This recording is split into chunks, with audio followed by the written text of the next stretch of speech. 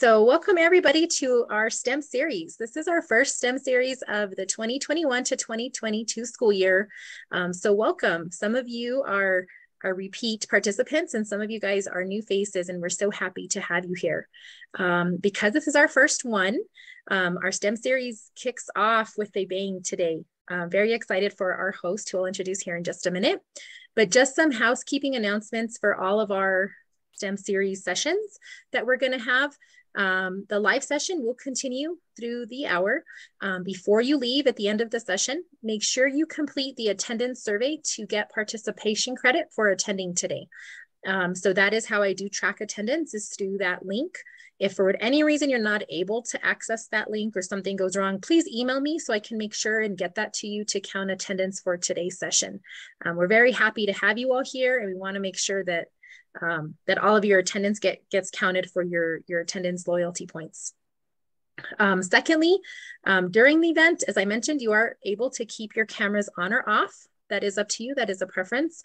When it is time, we just do ask that you be participatory. So with that, you are more than welcome to unmute yourselves as needed, or you can use the chat function. So if you're not sure where that is this is your first time to Zoom, it should look like a little like a text bubble, and it works just like chat, just like a text message or just like a chat function. So you can utilize chat. We will be monitoring that during our Q&A sessions later on, but please feel free to use that. So without further ado, I am going to go to get started with our session and introduce our guest speaker today. Our guest speaker today is Mr. Matthew Probst. He is the Center Director, and I hope I got your title right, for El Centro Healthcare here in Northern New Mexico. He is also the co-chair for 100% Community Initiative here in San Miguel County. And so he's going to talk to you about rural healthcare, about the community initiative that's just been amazing here in San Miguel County. Also about how you, if you're interested in healthcare, what you can do as students, and just answer any general information that he can. So with that, I will go ahead and pass both the screen and the mic over to Mr. Matthew Probst. Thanks. Thank you, Anita. So yeah, I'm Matt Probst, and I'm happy to be here with you today. I wear a lot of different hats. I think this is the one I get the most excited about. It's the one I'm the most passionate about, which is mentoring young people, really for you all who are our hope, our future for all of New Mexico. You know, literally, you know, a lot of people say that, but I wholeheartedly believe that that our future is on your shoulders. No pressure. we are here to support you through that process. But with that, I'm so happy to hear you're excited about healthcare is one of the things you wanted to hear about in this series. And so, yeah, so that's my other passion. You know, mentoring youth is one, but healthcare is the other. And so, you know, finding places where those passions can be brought together into a vocation, not just a job, but a calling. So that's what I want to talk to you about today and share about. Rural healthcare, yes, that's my job. That's what I do for a living, but it's much bigger than really. I've given my life to this. I've committed a lifetime to trying to make New Mexico and Northern New Mexico healthier. And so, you know, an interesting question for me recently is, well, if you would have known that the biggest healthcare crisis, one of the biggest in history, but definitely the biggest in our lifetime, was going to occur while you were a PA, while I was a physician assistant, would you have still chosen healthcare? And the answer is yes, because yeah, I mean, it's an opportunity to serve. And so, you know, things have gotten a lot tougher for sure, but it depends on how you look at it. That's the empty side of the glass. But if you look at the full side of the glass and are able to say, there's a lot more opportunities to serve and we can do a lot of good and we're really needed. You know, if any of those things speak to you, then a future in healthcare or really any of the service fields is for you. As Anita said, I call myself co-coach or co-director of 100% San Miguel County, but My co-coach is the sheriff, the sheriff of San Miguel County. And so that's another service field, right? Our first responders, our public safety officers, our teachers, there are so many service fields in education. And so if wanting to live to serve like me interests you, well, then you're in the right place. So with that being said, rural healthcare is my job. But in doing this job now for 17 years, I see that really, what we need to do a good job for rural healthcare is way beyond the doors of the clinic. So what I practice as a physician assistant is not just medicine, family medicine, some would say, but special to me is something I learned at UNM from my mentor, Dr. Art Kaufman, which is called community medicine, which is really that real healthcare takes place beyond the door of the community, beyond the door of the clinic, out in the community. You have to meet people where they are. And so that's where this program, 100% community and 100% San Miguel, came into play. It's about providing access to 10 vital services, because you'll learn in rural healthcare, if you tell people, for example, in a pandemic, you need to stay home because you need to quarantine or isolate because you have COVID or been exposed. That's great if they have a home. So housing is super important. Or you say, we're going to get you a telehealth visit.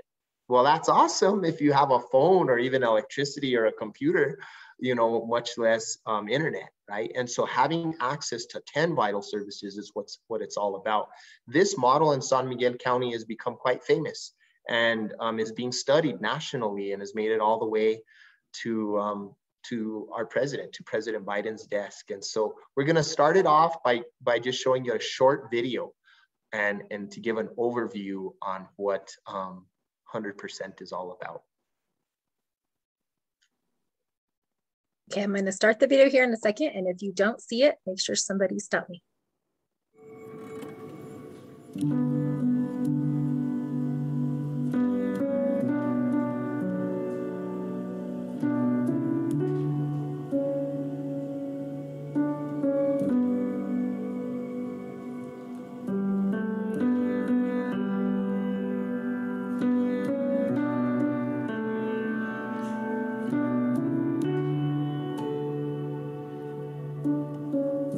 San Miguel County, a county rich in history and tradition, rich in culture. Today we're in Las Vegas, New Mexico, the capital, if you will, of San Miguel County.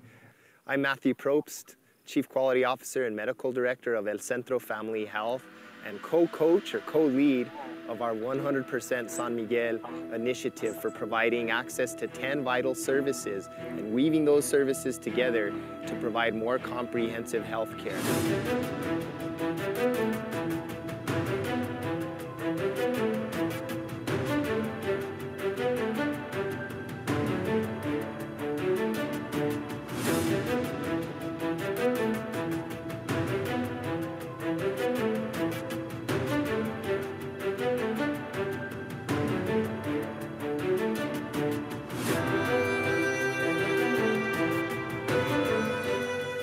The research tells us that families need 10 vital services to survive and thrive.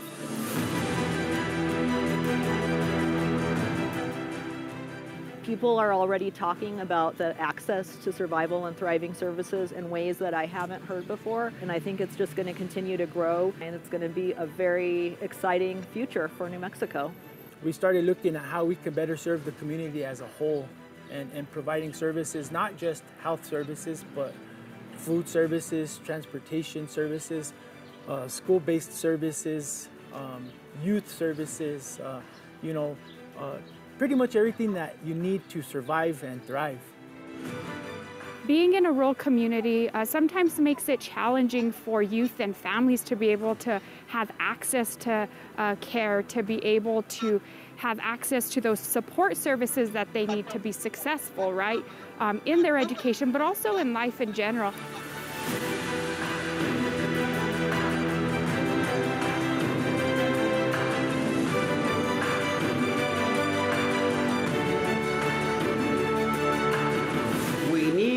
a change in the system.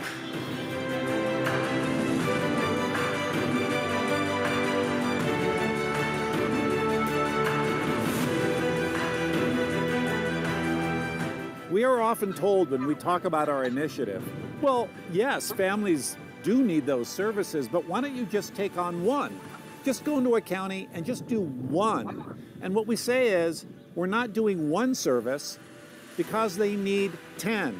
If we want our families to survive and thrive, we as a nation, as a state, as a city, need to commit to ensuring that 100% of our families have access to the services that will not only create healthy individuals and healthy families, but create healthy communities, healthy workplaces, and ultimately a healthy local economy.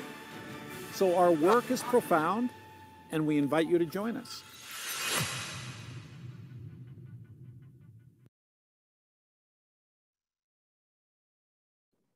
Great, thank you, Anita. So what I say, and especially we've got an hour, and I want to use at least half that time to hear from you all, but is that, you know, in that amount of time, how do you tell the story of what it is that we do and what rural health is and what 100% New Mexico is and what we're doing for action. And so, yeah, so if a picture is worth 1,000 words, as they say, a video is worth 1,000,000. So I hope that gives you a little sense of what 100% San Miguel is. Again, 10 vital services, and how for me as a rural healthcare provider, I definitely see that we need all of those, right? If someone can't eat, what good is my healthcare? If they don't have food, what good is the healthcare that I'm providing, right? It's just as one of those examples. And so for you all, and your interest in STEM, if you weren't interested in STEM, you wouldn't be here. You wouldn't be a part of MESA, and I love MESA. So you guys are my people. And with that, just to see that, okay, well, maybe you're here because you're thinking, yeah, maybe healthcare is for me, medical or behavioral health or dental. Maybe you're not really sure, but I will tell you this, that you have a role to play in the future health of New Mexico, regardless of which of those 10 vital services. You might be a lawyer. Well, we need lawyers in healthcare too. Again, you might be an educator. In our community, it is, there's probably the person that's made the biggest impact in the past 2 decades in healthcare is a science teacher, Miss Donna Ortiz. She's you know, encouraged and motivated more students to go into healthcare than probably anybody, and it makes a huge difference. So think about that. Think about how it takes all of us, again, 10 vital services, and how we weave those together to create a strength. And so I'm going to go over a few slides. What you see here on just this face slide is a mural project that we did this summer. And you know, it looks little here, but it's not. It's 120 feet of wall that we painted a mural on. In 2 weeks, we painted this mural. And so I'll talk a little bit about that in a while, but it gives you the example here. In New Mexico, just flip back for 1 second with that visualization, Anita. Just visualize. So Las Vegas, what does Las Vegas mean?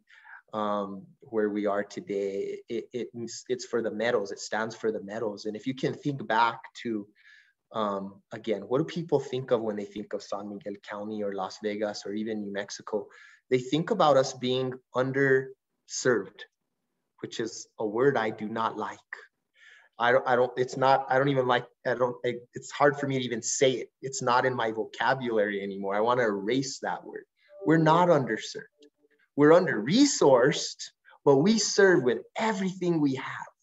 And so for those of you here from all over the state, you know what that is. You know what that is when you have a block party, or you have a matanza, or you have feast day.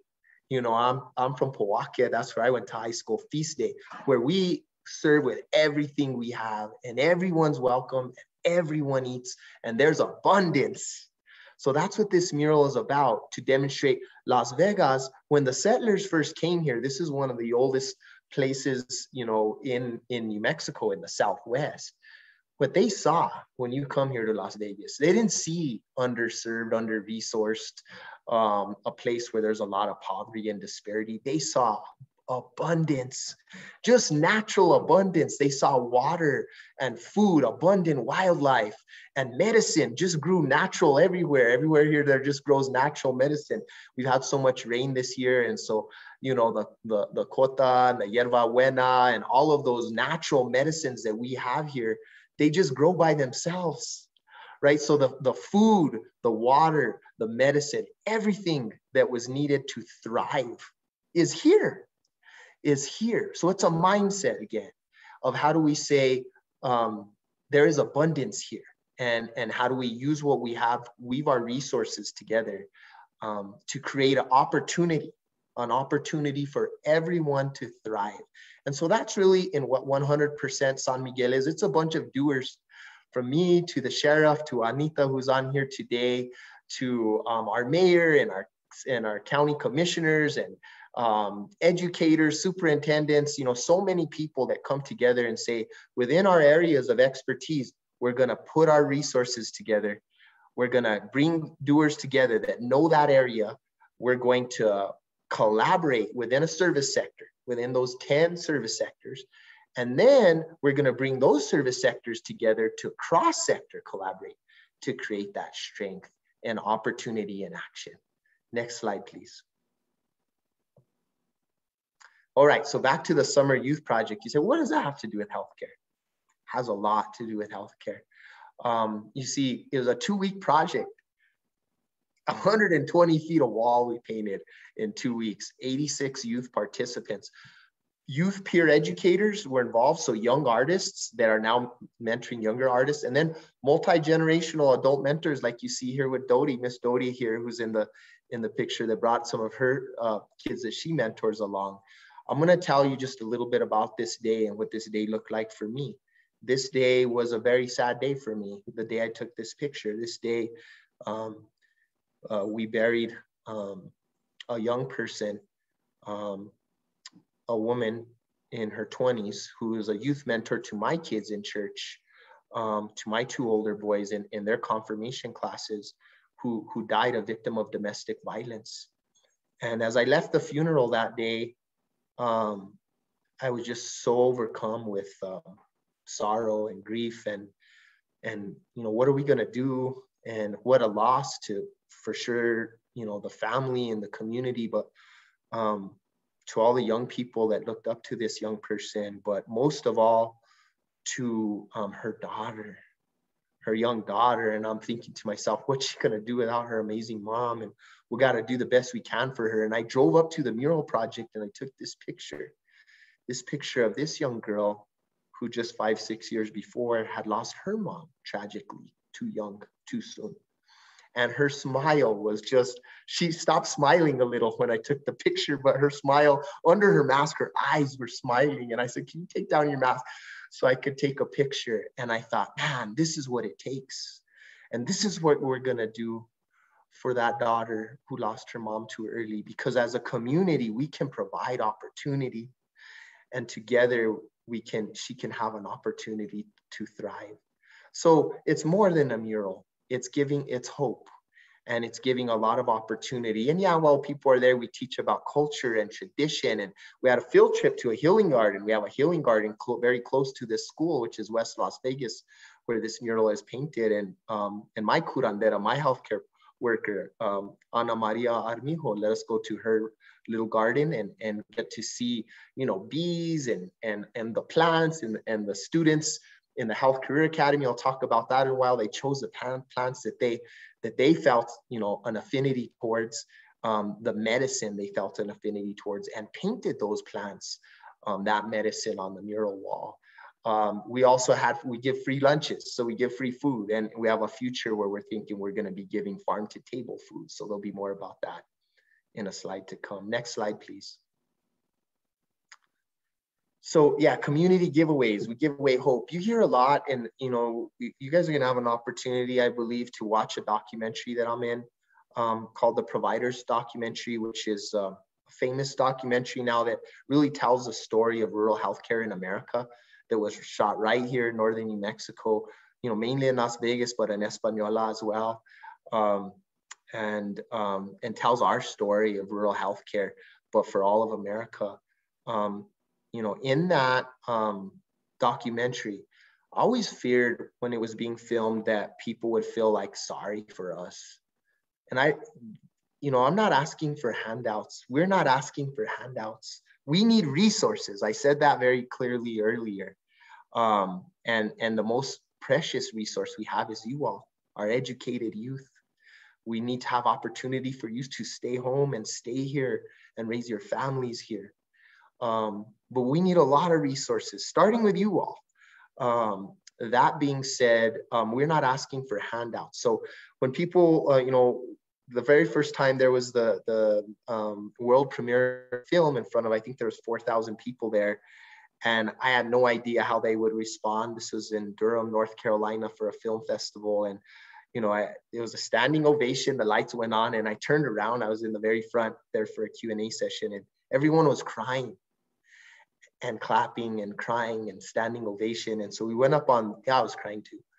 And we went up on stage and I was so worried people were going to be like, we feel so sorry for you.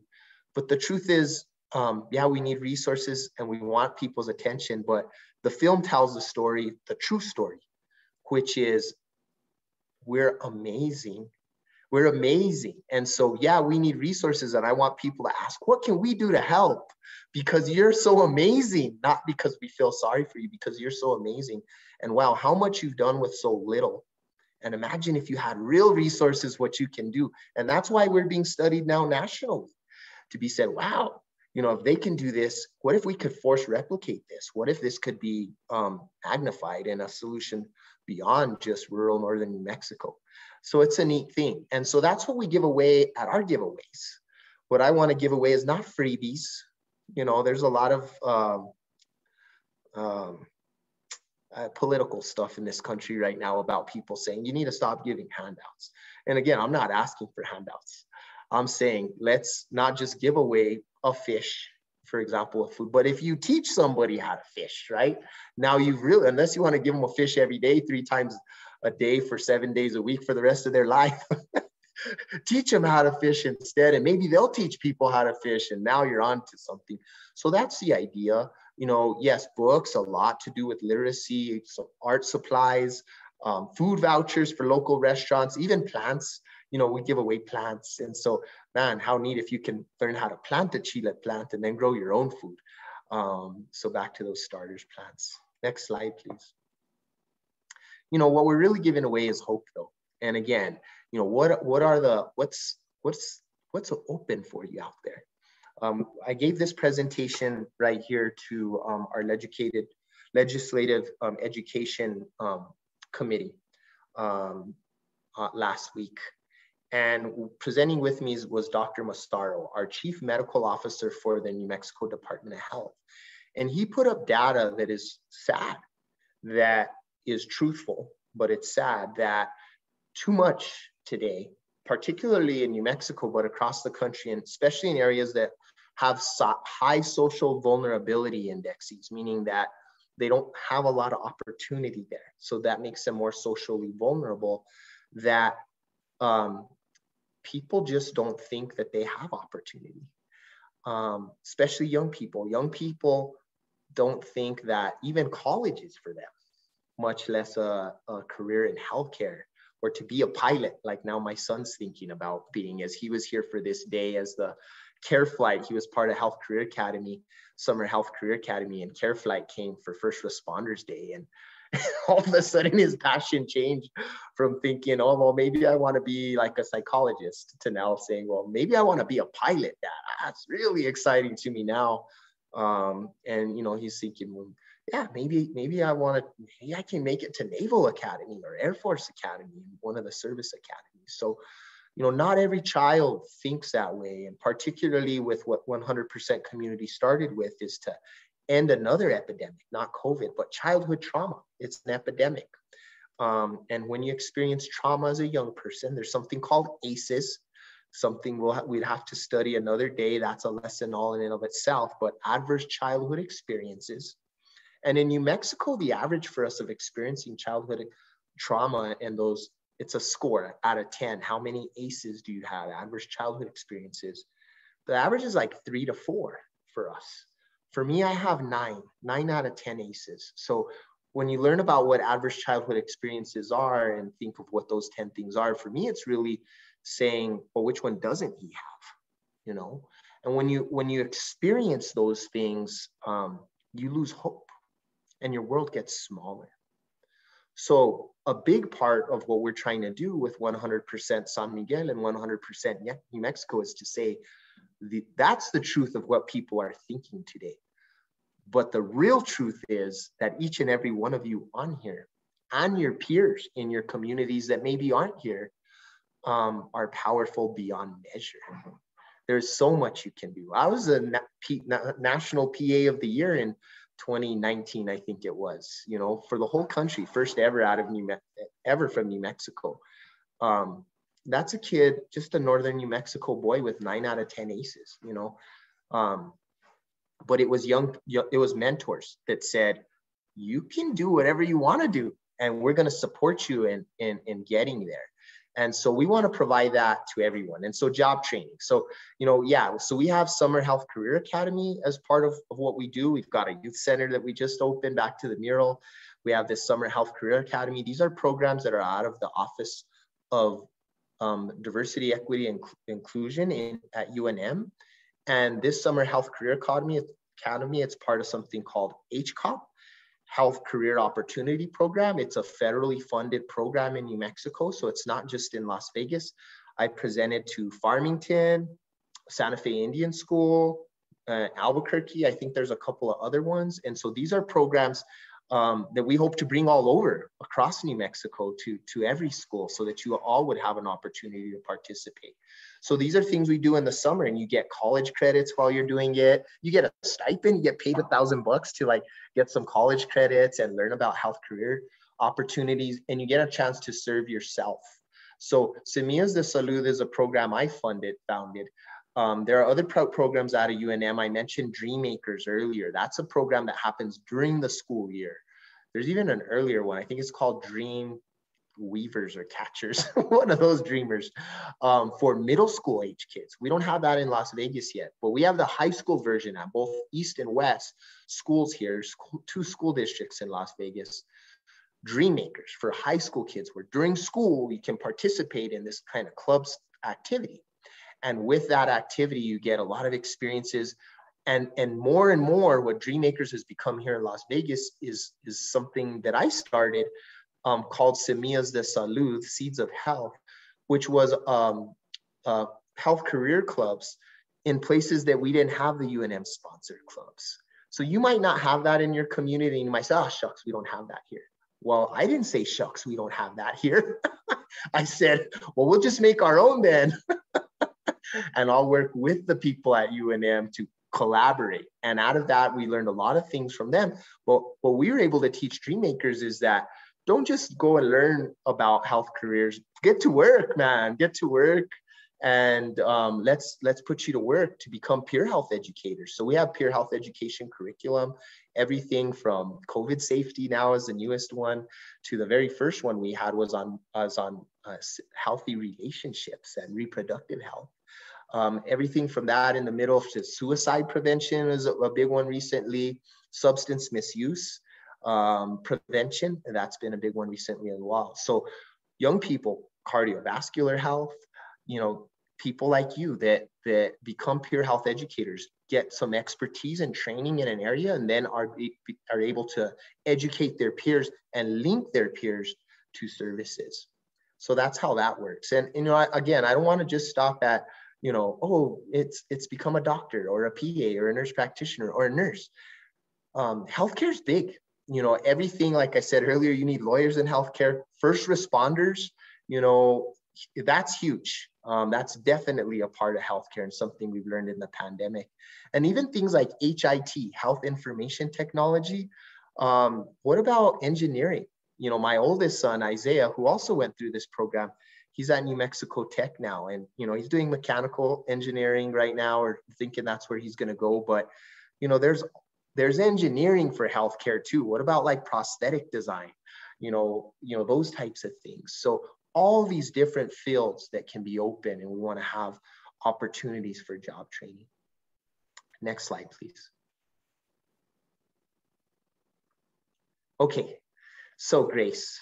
So at our youth center, we have Big Brothers, Big Sisters there. We have a couple of programs that are for at-risk youth, Boys and Girls Circle, Juvenile Justice Program. We have a school-based health center. I hope you all have access to school-based health centers in your schools. But if we're blessed in San Miguel County because every school has access to a school-based health center, we're going to change that for the whole state. I want every school in New Mexico to have access to medical, dental, and behavioral health right at school. So that's something we're working on. But really our idea for our youth center was not just to have programs for at-risk students, but to have programs for everyone. And the perfect example of why that's important is Grace. So Grace Gallegos is who you see flying there in as a cheerleader here. And Grace was not on anybody's radar as at risk. And that's really what Dr. Massaro was telling our legislature last week, is that, yeah, we need programs for at-risk kids, but the truth is in New Mexico that everyone is at risk. Everyone's at risk. So we need programs and opportunity for everyone. And so Grace was, again, if you think through, think about situations through a stigma lens, you would never think of Grace. Grace was a state champion cheerleader, so beautiful and charismatic and awesome. And she died of a fentanyl overdose at age 19.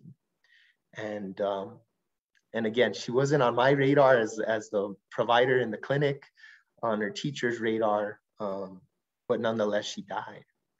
And so now we're looking at our programs to say, let's make sure that we have access to these programs for all kids, for everyone in the school, those opportunities. And so this Homies program, which is really becoming a program about youth mentoring, but vocational training, learning construction skills. We have this Noches de Familia program, which is use art and culture to say, well, what's my identity? For all young people, it's so important to know who you are and where you come from. That foundation is vital for opening up the opportunities for you for your lifetime.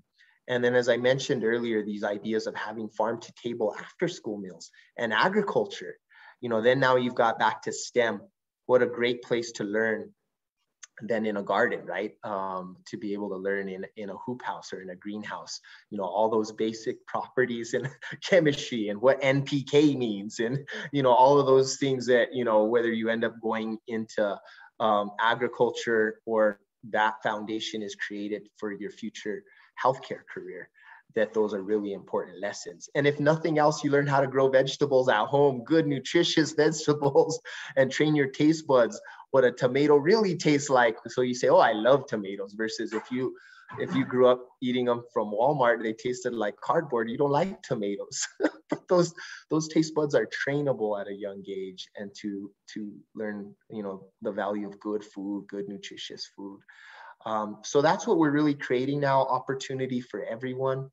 And I hope that kind of gives you an idea of, like, in your mind to say, well, how do I fit into this?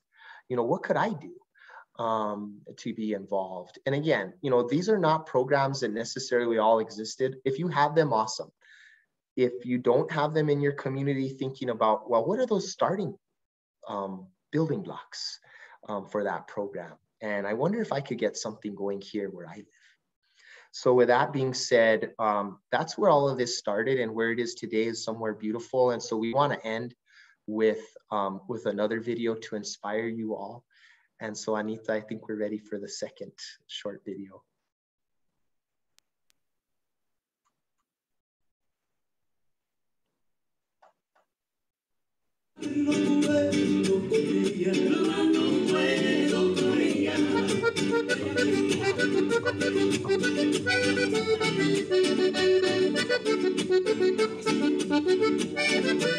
Hello, everybody. Look at this crowd. Wow. We are 100% San Miguel. 100% San Miguel is a part of something bigger. It's a part of 100% New Mexico.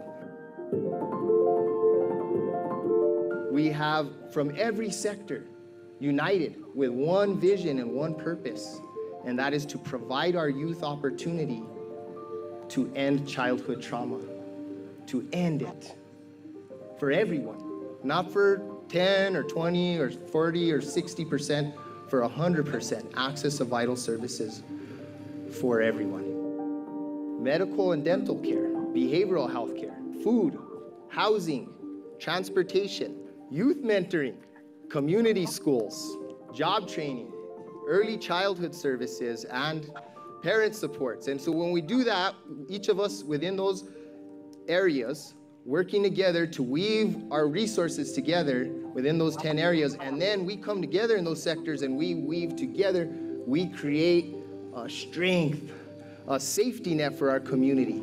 And so that's what we do. That's what 100% San Miguel is. That's what 100% New Mexico is.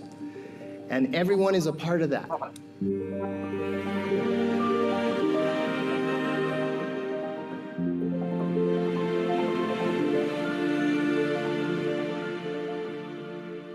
And the truth is, there's no division. The truth is, the Chile Verde plant unites us. The truth is that New Mexico is one, north and south. The truth is that the mountain unites us. The river unites us. That is the truth. And so that's what this mural is about. Our youth have brought this out better than I could ever imagine. Our youth are saying, I'm letting go of that. We are one. We are one.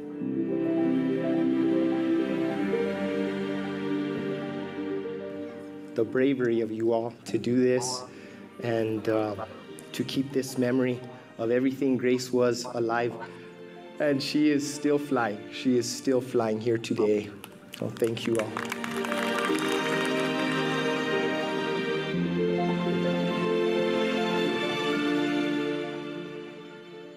And where we can all get through it together. We can thrive together. We can survive together.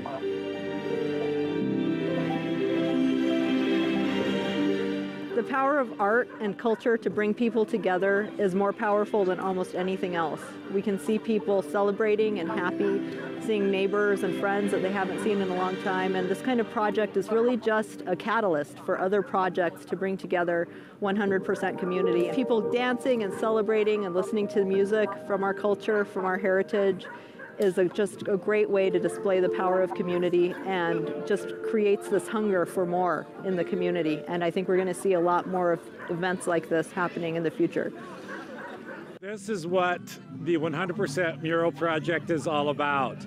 Here in beautiful Las Vegas, San Miguel County, we bring together community, families, poets, people from all our different sectors come together to share in a vision. And there's nothing like a mural on a 2-story wall to give people a shared vision.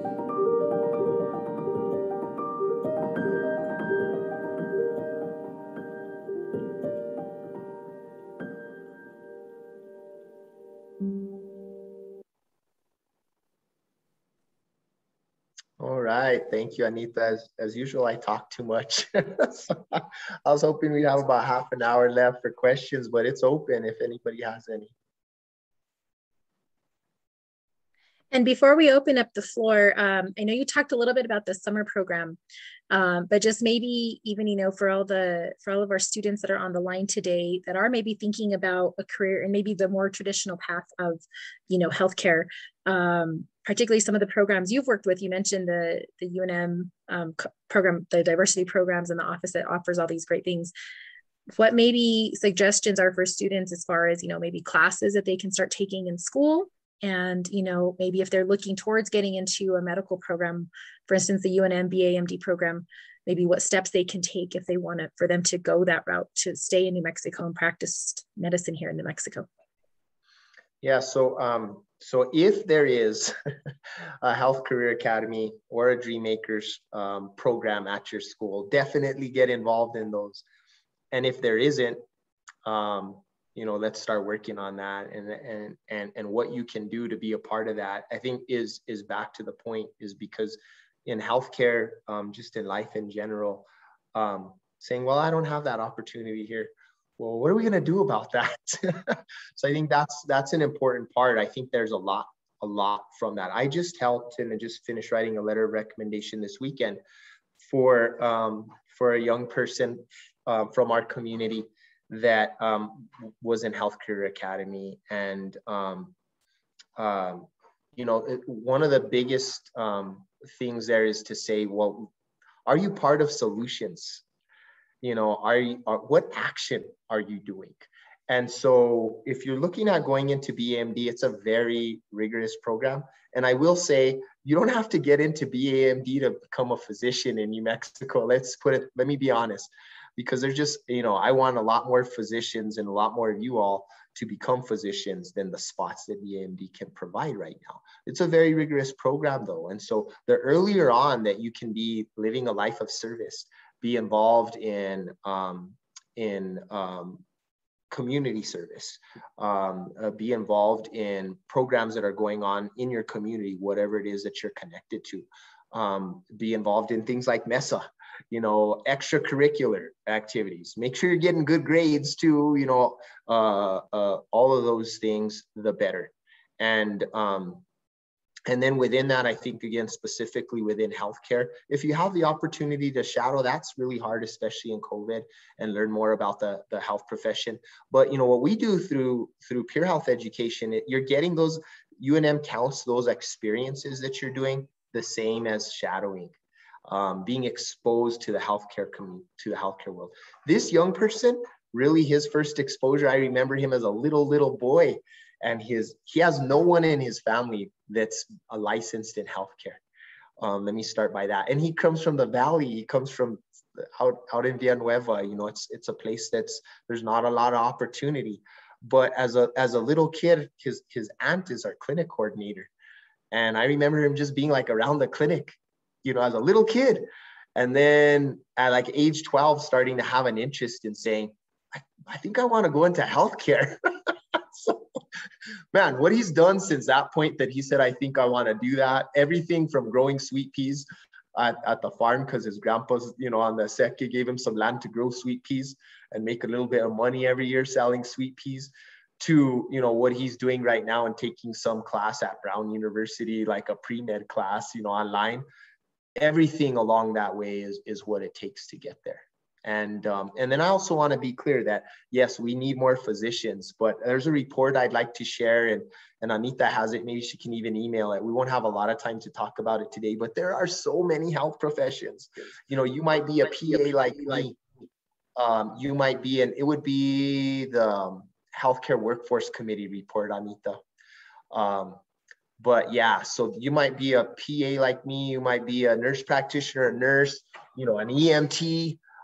There are so many different health professions. And so there's not just one pathway forward on that. The one thing that I would like to say, if you have the opportunity, is if you've got, like we have here in Las Vegas, Luna Community College, and we're getting ready to offer an EMT course and a community health worker course, that you'll, through dual enrollment, be able to be certified as an EMT before you graduate high school, right?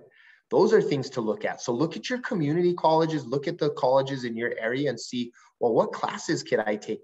And maybe it's not even just take some intro classes in dual enrollment. Maybe start, if you can look at your career pathway and you're like, I really want to do this. Can you complete a 1-year certificate?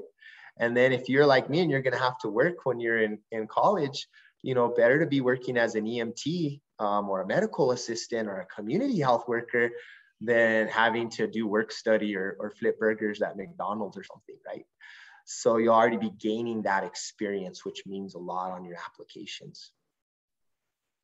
So there are a couple of questions here in the chat. And I don't know if you're able to access your chat there, if you want me to read them out to you, but one is, you said you want to ensure all schools in New Mexico eventually have programs for all students. How do you plan to start spreading that further than the city you started it in? Yeah, that's a 100% model, because 100% New Mexico is a county by county initiative. San Miguel County is being known because we got to action right away and did a lot of action. But there are 10 counties in New Mexico right now that have these programs, and some of them are just getting going. So you can go to our website, 100nm.org, and you can see the counties that there's already work being done in, and counties that are forming, and get involved, get involved in that initiative. And there's 33 counties in New Mexico, right? So how do we get this in every county? And back to that, getting energy from leaders in your community to say, hey, we need this here too. Some of the most powerful voices are yours as youth. I'll say this, I've been to everything from city county meetings, county commission meetings, school board meetings. I'm trying to get something done and local leaders in the community are there, and we're trying to say something to a school board or a city council or a county commission, and nothing's moving. And then you guys show up and you say, we need this done. And then they say, okay, let's do it. So use your voice and get involved with 100% New Mexico. If you're blessed to have a county that's moving, get involved in it. And if you're not, talk to your leaders and say, wow, we need this here too. So that's the model, right? So it's replicable. It's replicable. If we could do it in San Miguel County with very few resources, we can do it anywhere. The next question is, how does a school health clinic differ from a regular health office, the ones at the school? So school-based health center, the biggest thing that differs is that it's at school. So I've back to community members. I've had some be like, well, why do we need a clinic at the school? Why can't they just go to your clinic over there? Well, those community members are thinking through a lens that all kids have the resources that their kids have or their grandkids have. If everybody had mama and daddy and grandparents that were able to take them to the doctor's office, whenever they wanted, whenever they needed to go, you might not need a school-based health center. But that's just not true in New Mexico. Families lack resources. And to think of 100%, maybe you're lucky you have mom and dad, but can they get out of work? And you got to take off like 2 hours to go to the doctor's office these days, by the time you wait and travel across town and that type of thing. So having it right at school is huge, having that access, everything, there's no out-of-pocket expenses for students. So, there's no barrier of transportation, right? There's no barrier of financial barrier to access those services. But to me, the most special thing about the school-based health center is that it's your clinic and those youth peer health educators.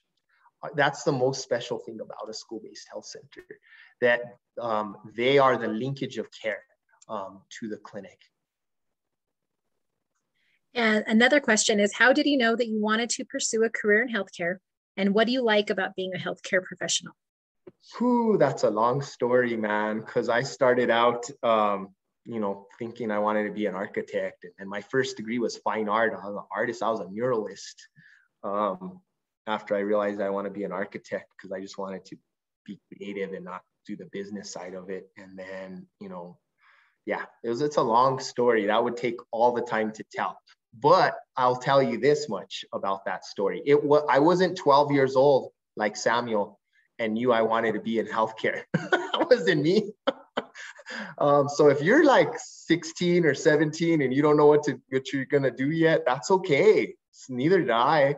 And I didn't even know, actually, I was 3 years into college before I was like really like, maybe it's healthcare. And then specifically PA a couple more years before I figured that out. So it was a 10-year plan for me before I actually finished my degree as a physician assistant of 10 years of college. But I will tell you this, everything I did along the way, it added up and it's made a difference in my ability to serve. So, even fine art and that art of medicine and the things we're doing now, even with mural projects, has all contributed. So the biggest question to ask yourself, is healthcare for me? How do I think I'm made for this? Was the one I started with. If my motto is live to serve. I didn't chose to be a PA to make a lot of money or whatever, to have a status symbol, or something like that. No, I want to help people. And so there are a lot, if you want to live to serve, there are a lot of service fields. Education, like I said earlier, there are a lot of them. But I think that's the first question. If you're saying, you know what, I really want to help people. And then if you're saying, I really want to help my local community, then you're onto something there. And then, you know, from there, you know, you just follow your heart. You know, you know, starting to ask yourself questions is a good place to start. But don't stop with the question. Seek the answers, and you'll find your path to your passion. There's one last question here. It says, I know there are just some parents that don't think their kids need a specific healthcare service or don't fully believe their child if they ask for help. Does this program work around that? Absolutely. So back to the school-based health centers, you have access. There's something called, it's state law in New Mexico. You can seek healthcare, both medical and behavioral healthcare, without parental consent. As you can imagine, coming from a place of trauma, you saying that, there could be some parents that just don't think that. And I want to be clear, parents, when I say that, let's say legal guardians even, because some people, you know, maybe they're being raised by their grandparents because their parents have passed away or they're incarcerated or whatever's going on, right, that led to that situation. They may have a legal guardian. In different, you know, homes of traumatic homes, there could be other barriers why they don't want to take you, because maybe they're worried that, you know, some truth could come out, then they could get in trouble. And so it's so important. In New Mexico, we're blessed that has the law that says you can seek access to healthcare for medical and behavioral health reasons without parental consent. Now, don't get me wrong. Even for those certain situations that qualify for that, it's always best when parents are in the loop. So when we can, we make sure and get them involved with the student's consent. But it's a hugely important issue to be able to seek those services when you know, or maybe it's a friend. We've saved lives, I'll tell you. You know, people think, oh, that's where I go to get a Band-Aid.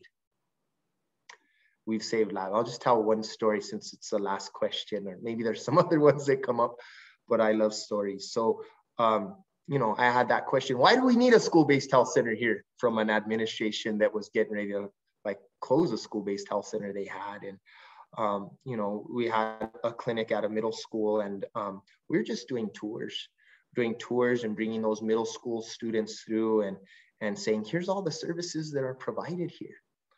And then at lunchtime, one of the students came back and she said, my cousin needs a visit here today. Can you see my cousin today? And we said, yeah, we, you know, figure that out. We know what's going on. And sure enough, it was one of those reasons of confidential service to come in. She wouldn't tell us, you know, she wouldn't tell us what's going on. She said she needs a physical. And when she came to the clinic, so she was linked in by a cousin, not a peer health educator, but somebody that just happened to realize this service exists here. Here's someone that can help, and I can link to that care. It wasn't just physical. It was, she was a victim of sexual abuse from a family member. And so we were able to get child protective services involved and get in a situation where we're able to get that kid in a safe place. We later learned that you know, the family of that, they were trying to get the kid, and then they fled the state. And so if we you know, wouldn't have been there to provide that service, who knows what that outcome could have been. So, you know, it can be everything from needing a Band-Aid or I need a sports physical to a lot more serious things. But that's what 100% is about. It's about having access to all of those vital services for everyone. You know, it's so important for us all. If you come from a place of privilege, which now I'll say I do, you know, my kids just got home from school. You know, they don't have the situation that I grew up with in 9 out of 10 ACEs. But, you know, you got to think about everyone. You got to think about your neighbors, your friends. You know, maybe you have that. Maybe you are like me and you have 9 out of 10 ACEs. And if you do, and you have those circumstances, please reach out. Reach out. If you've got a school-based health center, you have a school counselor, there are resources. Reach out for help. But maybe you're lucky and you don't have any of that. But to think that it doesn't impact you, it does. Maybe that's somebody you care about, a friend. Maybe it's just a neighbor. Maybe it's not even a neighbor. Maybe you think, well, that's in a different neighborhood. But those neighborhoods impact your community, right? Those needs impact your community. So it goes back to saying, I want to serve, I want to help, I want to do some good. And yeah. I think that's a great note to end on. So thank you very much, Matt. Just, I know, being here in San Miguel, just very, very honored to have you both as a colleague, as a friend, and thank you for our workshop today. I am going to close out with some logistics and also some next steps to have access to the provider's video. So I did put in the chat the attendance verification. So everyone on the line, again, to get your credit, as this is playing, make sure you open it up and click on it to go ahead and get your attendance credit for today. You need to complete this and hit submit, hit the button submit to make sure that you get your credit for today's session. After this, the documentary that Mr. Probst is in, along with 2 other healthcare providers in northern New Mexico, is called The Providers. It's a documentary series. We did get access to stream it. We will be having a code to stream it starting Sunday to next Wednesday. We'll have access to it. There will be a live showing where I'll open up a Zoom if you're not but it will be on demand for 3 days, 4 days. But other than that, I will be showing a show Monday afternoon if you want to tune in, where I will be recording it also for future usage. But for 4 days, you'll be able to live stream it. And then there is a possibility of us getting it later on to add to our MESA library of resources. So teachers on the line, you are able to use this and do additional activities with your students. There is a curriculum lesson packet that goes along with this documentary, or you can just give credit just for watching the movie. Students on the line, you are also able to do those additional activities as well as watch the movie. So again, I'll put the link into, again, for attendance, but I am also going to end by sharing my screen and watching the short trailer for the movie. So.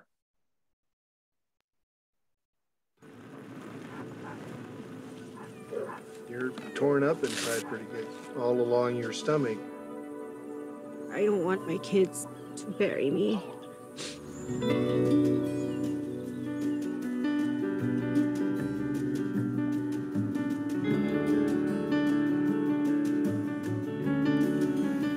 I grew up in very rural northern New Mexico. There's so much beauty here, and there is so much pain.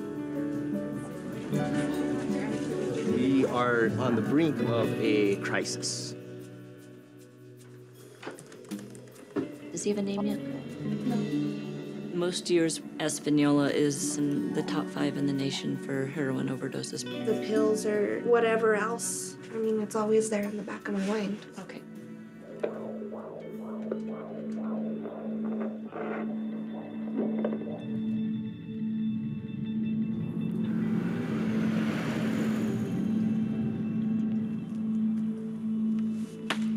Saw a lot of awful things. Maybe it may be too serious. You're not placed on the earth to make me happy. You're on here for your own purpose and your own reasons.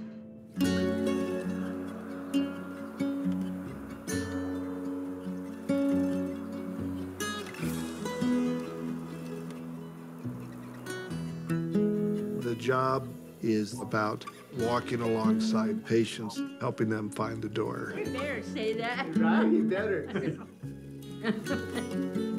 Some people you need to open the door just once. How we doing? Other people, it's months and years. Don't shake, it's okay. But in the meantime, we fight the good fight.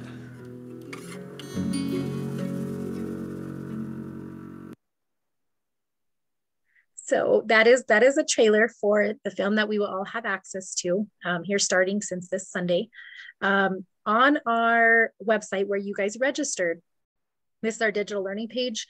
This is where you can go to find the links for the movie and how to get access and all that other good stuff. I will also email that out to everyone that completed that attendance survey, so you have that directly. But there is, I already have posted it up. So right underneath STEM Series 1 where you registered, and I'm hoping you guys can see me navigating here. There is a document already ready, which gives the time of when we'll be doing the live showing as well as the Zoom link. So teachers, you can share this out. Once I do get the link and the password for the direct streaming, it will also be posted here and we'll be sharing this out. There is also a link to the lesson guide, and it does have lessons about the role of the country doctor, choosing career in healthcare, rural healthcare, positive relationships, and fighting the stigma of addiction. There's some great lessons in there to do during your MESA time for additional credit. But just wanting to show you where all those were at for follow-up activities with your MESA program. But we went about 2 minutes over time today. But so with that, you all are dismissed. I'm going to go ahead and stop the recording now.